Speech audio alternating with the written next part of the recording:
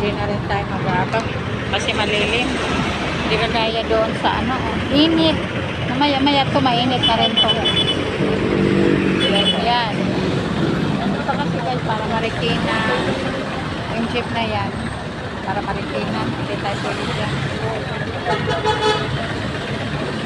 Magabang na lang tayo.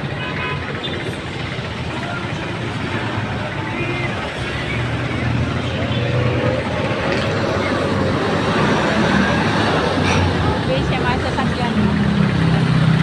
Babalik pa na naman ako dito. Ulit. Ang ganda siguro dito paggabi guys, na mag-iilaw-ilaw siya eh. No? Bago tong ano nila, dati wala to. Parang bago talaga to. Kasi nilitan na kami.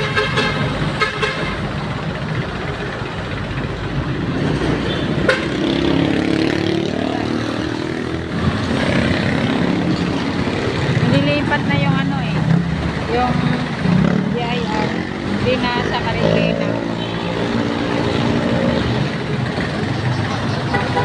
Kita mo guys, ano lang kalit yung negosyo, hingihan pa tayo ng taxis, tapos ang gagawin, nanakawin lang, ang hirap naman pala talaga. Ganun talaga yung kahirap ng Pilipino, no?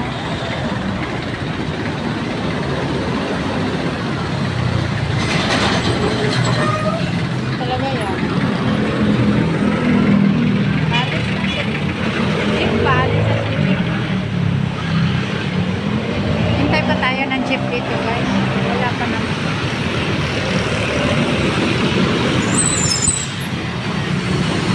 Shifting ka talaga dyan guys. O sa ano, sa flyover. Hindi ka talaga dyan makuhulog. May net eh.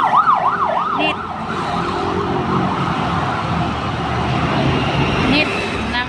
Mainit ba?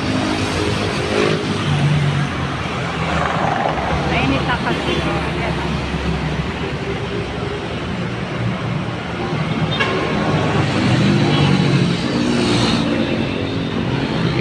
Layo-layo ng lakad ko dati guys eh. Doon. Nung una pa, mga ilang taon na yun. Simula na nakapunta rin din. Lakad lang namin yan galing doon sa Pag-Ray Tomasina, pero nag-shortcut kami kasi yung trabaho ko dati guys sa may Talahian, ito lang yung banda, tapos ngayon nagsara na. Mura lang yung sahod dati pero pinagtiis ba dahil sa hirap ng buhay, tapos ngayon nagsasara.